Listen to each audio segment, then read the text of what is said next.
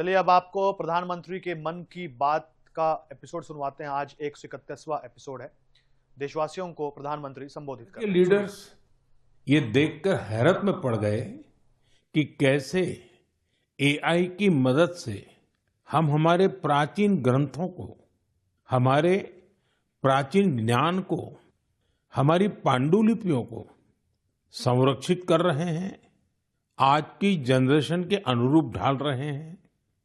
साथियों, एग्जीबिशन के दौरान डिस्प्ले के लिए सुश्रुत संहिता का चयन किया गया।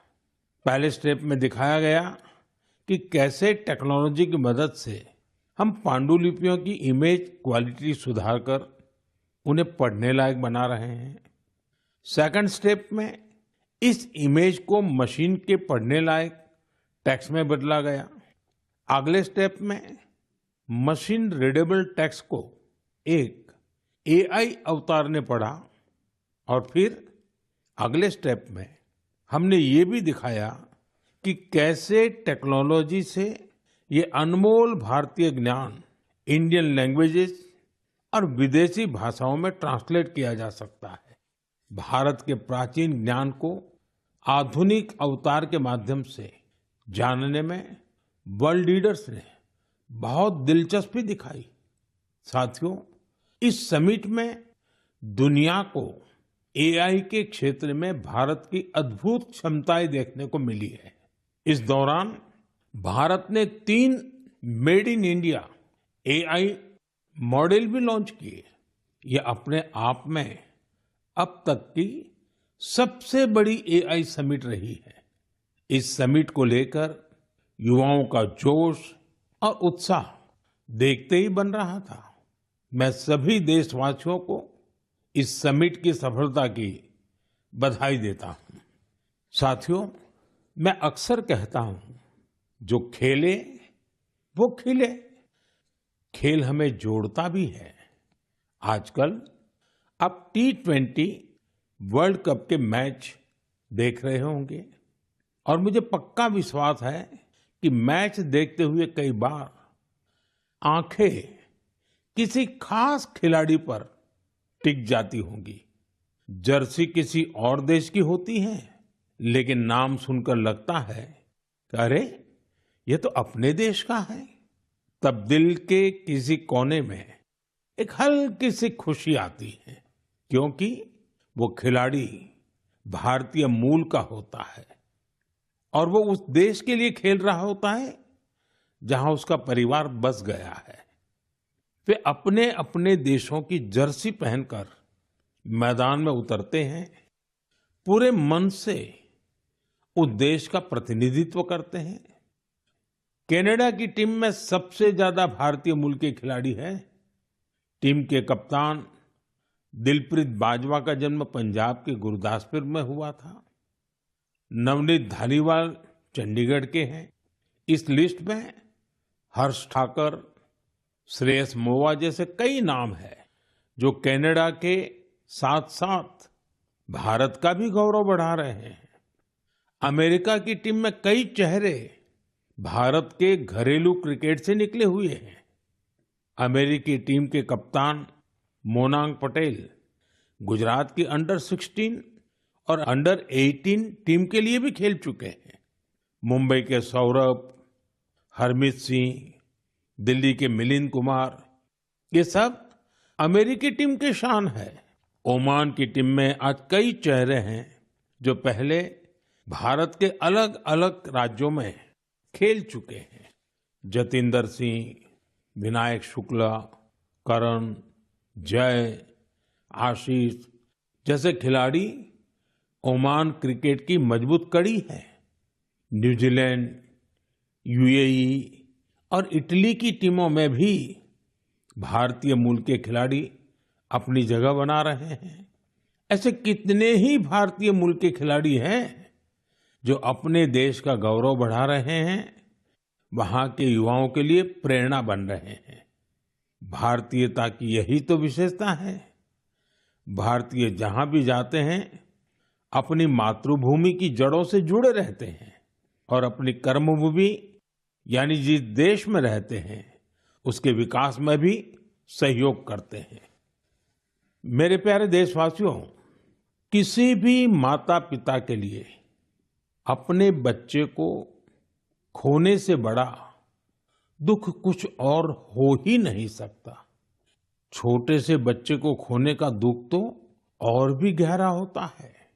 कुछ ही दिन पहले हमने केरला की एक नन्ही मासूम आलिन शेरिन अब्राहम को खो दिया है।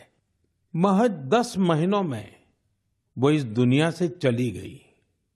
कल्पना कीजिए, उसके सामने पूरी जिंदगी थी जो अचानक खत्म हो गई।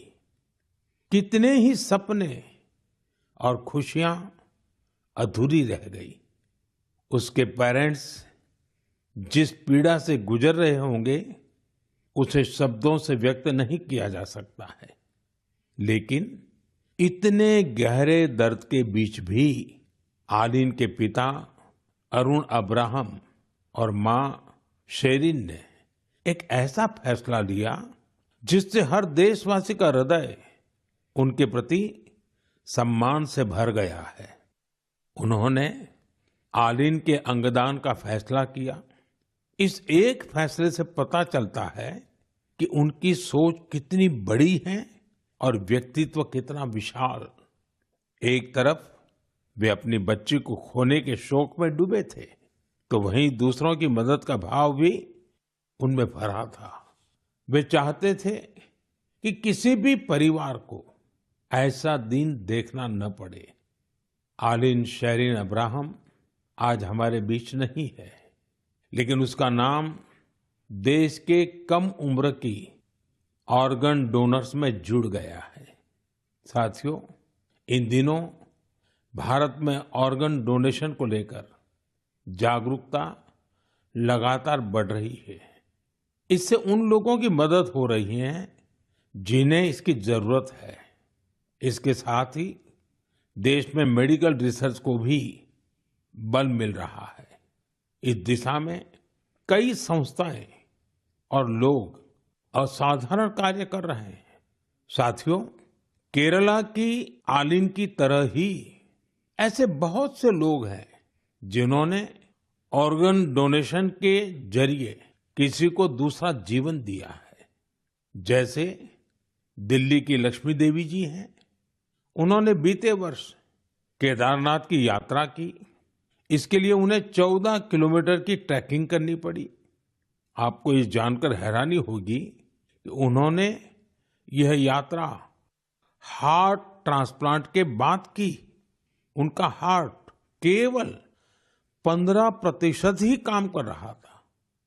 ऐसे में उन्हें एक डोनर का हार्ट मिला जिसकी मृत्यु हो गई थी। इसके बाद तो उनका जीवन ही बदल गया। पश्चिम बंगाल के गौरांग बनर्जी 2 बार नाथुला गए हैं। ये समुद्र तल से 14,000 फीट की ऊंचाई पर है। और खास बात यह है कि उन्होंने यह उपलब्धि लंग ट्रांसप्लांट के बाद हासिल की। राजस्थान में सीकर के रामदेव सिंह जी को किडनी ट्रांसप्लांट कराना पड़ा था। आज वे स्पोर्टिंग एक्टिविटी में कमाल कर रहे हैं। साथियों, आपको इस तरह के बहुत से प्रेरक उदाहरण देखने को मिल जाएंगे।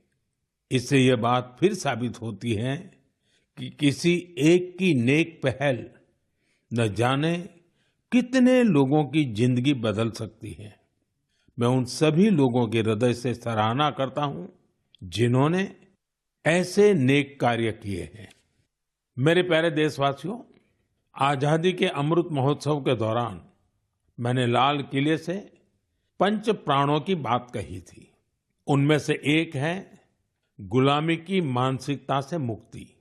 आज देश गुलामी के प्रतीकों को पीछे छोड़कर भारत की संस्कृति से जुड़ी चीजों को महत्व देने लगा है। इस दिशा में हमारे राष्ट्रपति भवन ने भी एक महत्वपूर्ण कदम उठाया है। कल यानी 23 फरवरी को राष्ट्रपति भवन में राजाजी उत्सव मनाया जाएगा। इस अवसर पर राष्ट्रपति भवन के केंद्रीय प्रांगण में श्री राजगोपालाचारी जी की प्रतिमा का अनावरण किया जाएगा।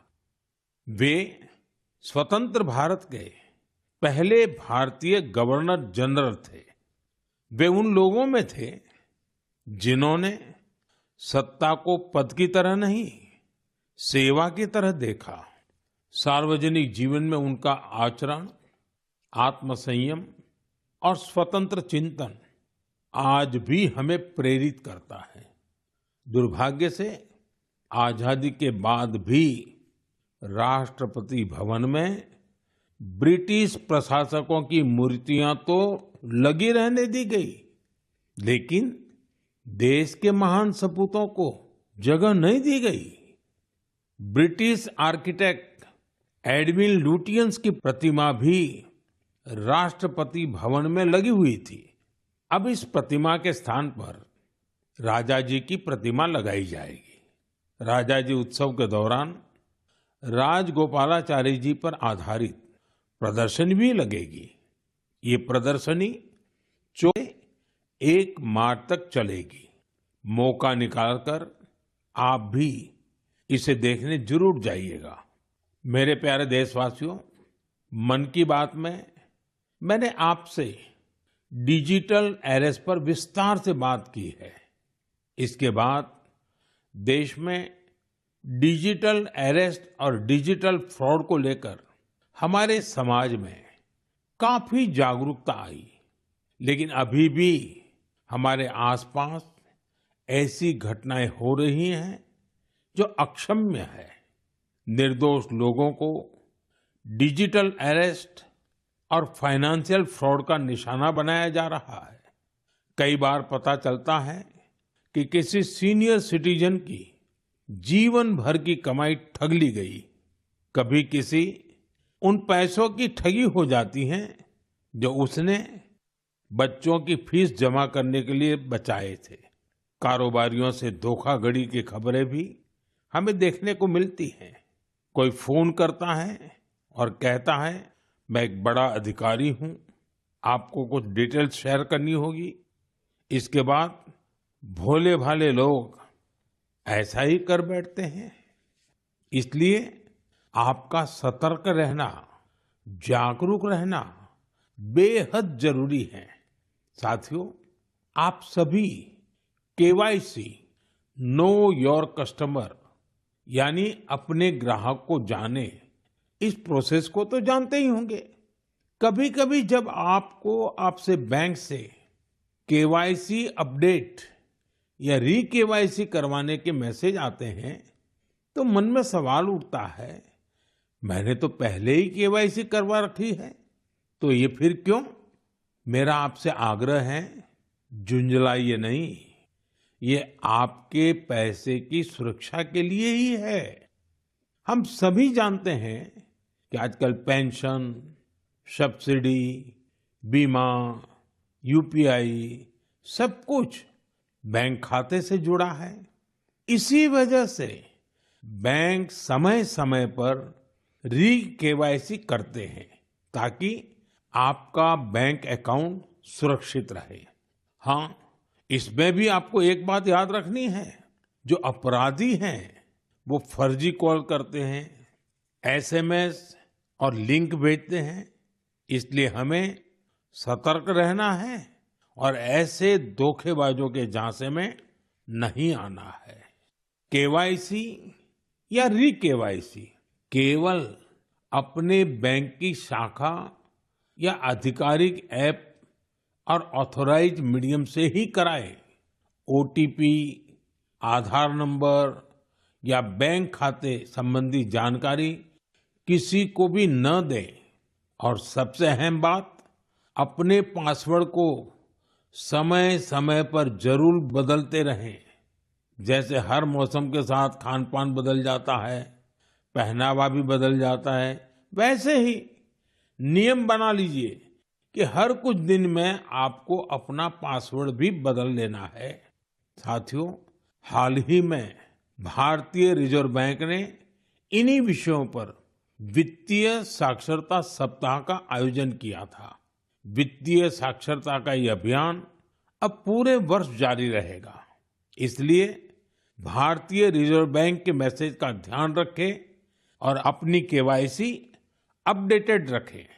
याद रखिए, सही केवाईसी, समय पर री केवाईसी, करे खाता सुरक्षित, बने सशक्त नागरिक, क्योंकि सशक्त नागरिकों से ही बनता है मजबूत और आत्मनिर्भर भारत। मेरे प्यारे देशवासियों, हमारे किसान केवल अन्नदाता नहीं हैं, वे धरती के सच्चे साधक हैं।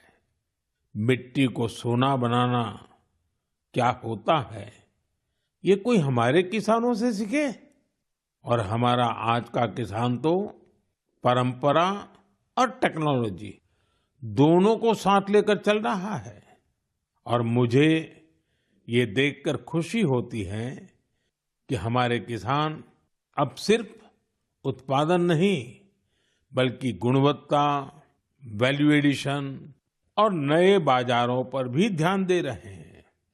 ओडिशा में हिरोत पटेल नाम के एक युवा किसान से जुड़ी जानकारी वाकई बहुत प्रेरक है। करीब 8 साल पहले तक वे अपने पिता शिवशंकर पटेल के साथ पारंपरिक ढंग से धान की खेती करते थे, लेकिन उन्होंने खेती को नए नजरिए से देखना शुरू किया। अपने खेत के तालाब के ऊपर उन्होंने मजबूत जालीदार ढांचा बनाया, उस पर बेल वाली सब्जियां उगाई, तालाब के चारों ओर केले, अमरूद और नारियल लगाए और तालाब में मछली पालन भी शुरू किया। यानी एक ही जगह पारंपरिक खेती भी हो रही है, सब्जी भी, फल भी, मछली भी। इससे जमीन का बेहतर उपयोग हुआ, पानी की बचत हुई और अतिरिक्त आमदनी भी मिली। आज दूर दूर से किसान उनका मॉडल देखने आते हैं। साथियों, केरला के त्रिशूर जिले में एक गांव ऐसा है जहां एक ही खेत में 570 तरह की धान की किस्में लगाई जाती हैं। इसमें स्थानीय किस्में भी हैं, हर्बल किस्में भी हैं और दूसरे राज्यों से लाई गई प्रजातियां भी हैं। ये केवल खेती नहीं, बीजों की विरासत को बचाने का महाअभियान है। हमारे किसानों की मेहनत का असर आंकड़ों में भी दिख रहा है।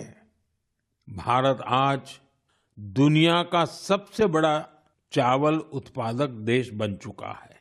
15 करोड़ टन से अधिक चावल का उत्पादन ये छोटी उपलब्धि नहीं है। हम अपनी जरूरतें पूरी कर रहे हैं और दुनिया की फूड बास्केट में योगदान भी दे रहे हैं। साथियों, अब तो कृषि उत्पाद हवाई मार्ग से भी ज्यादा आसानी से विदेश पहुंच रहे हैं। कर्नाटका के नंजनगुड़ केले, मैसूरू पान के पत्ते और इंडी नींबू को मालदीव भेजा गया। ये उत्पाद अपने स्वाद और गुणवत्ता के लिए जाने जाते हैं और इन्हें जीआई टैग भी मिला है। आज का किसान क्वालिटी भी चाहता है, क्वांटिटी भी बढ़ा रहा है और अपनी पहचान भी बना रहा है। मेरे प्यारे देशवासियों, पिछले वर्ष इसी समय महाकुंभ की अद्भुत तस्वीरें आपको जरूर याद होगी। संगम के तट पर उमड़ता जनसागर, आस्था का अथाह प्रवाह और स्नान के उस पावन क्षण में जैसे भारत अपनी सनातन चेतना से साक्षात्कार कर रहा था। साथियों, महाकुंभ की वही धारा, वही माघ का महीना, वही श्रद्धा का स्वर जब उत्तर से दक्षिण की ओर बढ़ता है तो एक नई पहचान ले लेता है। साथियों, केरला की धरती पर भारत पूजा नदी के किनारे तिरुनावाया में सदियों पुरानी एक परंपरा रही है, मामंगम। इसे कई लोग महामाघ महोत्सव या केरला कुंभ भी कहते हैं। माघ के महीने में पवित्र नदी में स्नान और उस क्षण को जीवन का अमिट स्मरण बना लेना, यह इसकी आत्मा है। समय के साथ यह परंपरा जैसे ओझल हो गई थी। करीब 250 वर्षों तक यह आयोजन उसी भव्यता में नहीं हुआ था जैसे पहले हुआ करता था। लेकिन आज अपनी विरासत को फिर से पहचान रहे हमारे देश में इतिहास ने फिर करवट ली है। इस बार बिना किसी बड़ी घोषणा के केरला कुंभ का सफल आयोजन हुआ। लोगों ने इसके बारे में एक ने दूसरे को बताया, कानों कान बात पहुंचती गई और देखते ही देखते श्रद्धालु तिरुनावाया पहुंचने लगे।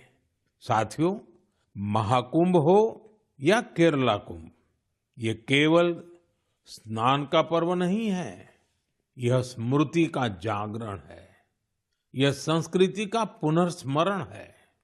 उत्तर से दक्षिण तक नदियां भले अलग हो, किनारे भले अलग हो, पर आस्था की धारा एक ही है, यही भारत है।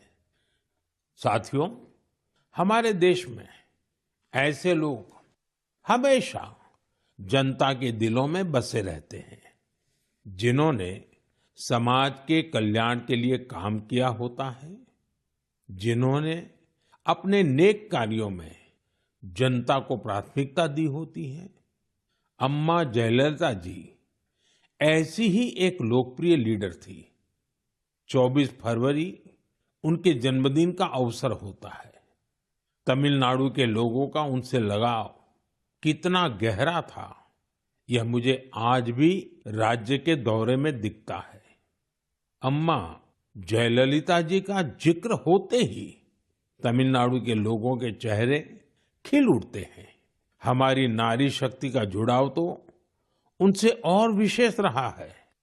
ऐसा इसलिए भी है क्योंकि सरकार में रहते हुए उन्होंने माताओं, बहनों और बेटियों के लिए कई सराहनीय प्रयास किए।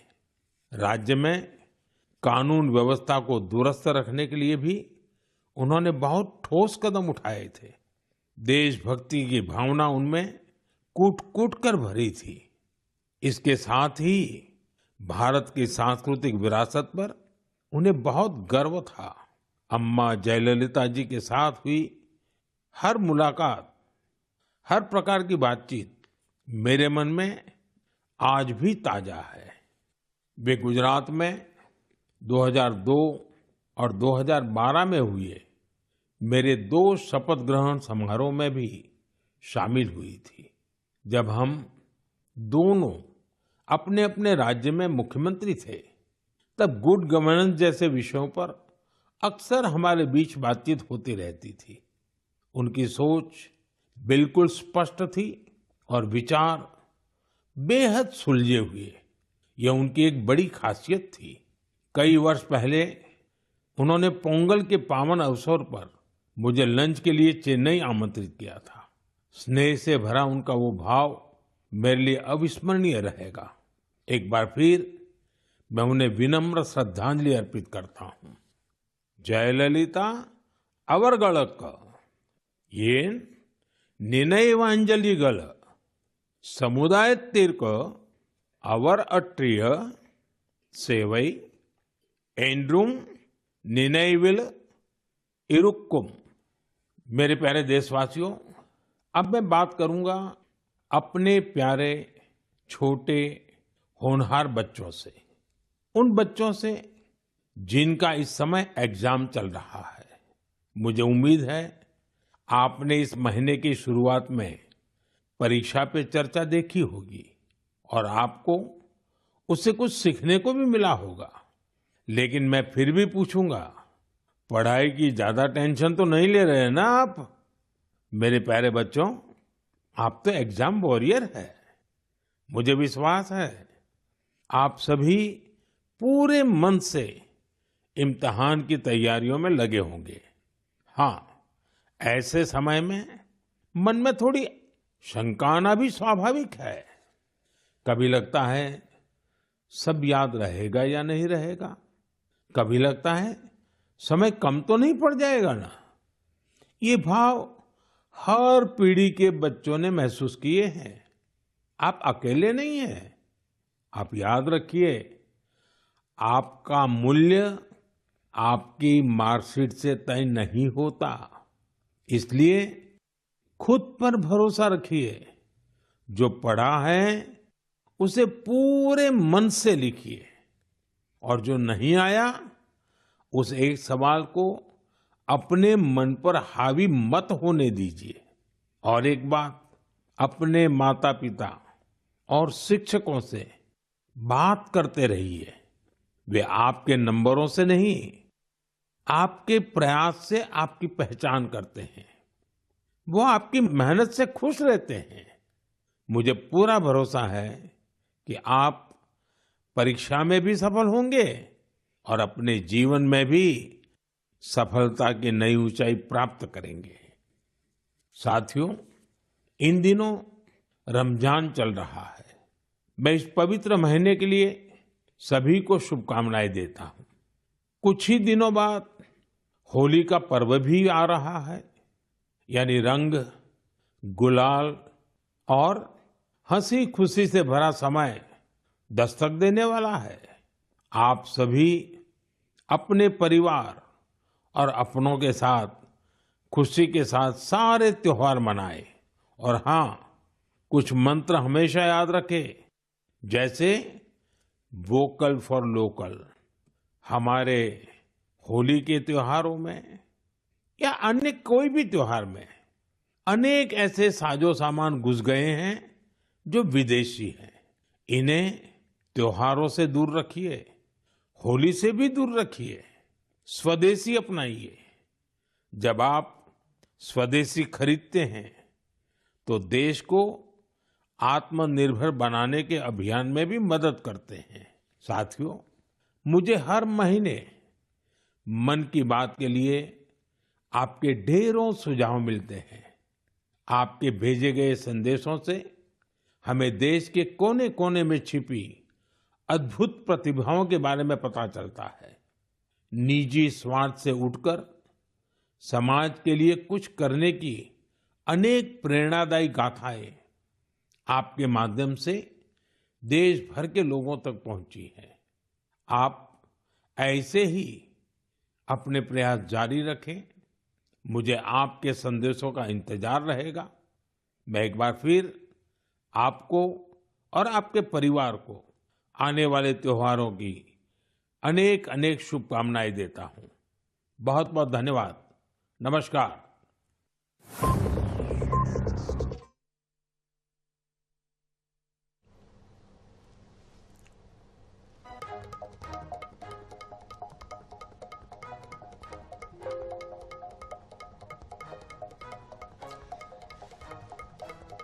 तो प्रधानमंत्री मोदी के मन की बात कार्यक्रम का लाइव प्रसारण आप सुन रहे थे, जिसमें उन्होंने ऑर्गन डोनेशन का भी जिक्र किया है। कई महत्वपूर्ण पहलुओं पर बात की है प्रधानमंत्री ने।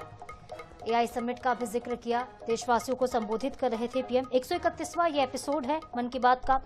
एआई समिट में दुनिया भर के लोग जुटे और इस बात का जिक्र करते उन्होंने आगे कहा कि किस तरह से कई देशों के नेता और उद्योग जगत के लीडर, इनोवेटर, टेक कंपनियों के दिग्गज दिल्ली पहुंचे। वाकई ये गौरवान्वित करने वाले क्षण रहे भारत के लिए। पीएम ने आगे कहा कि दुनिया में एआई कैसे काम करेगा, इसके लिए हमने विचार मंथन किया।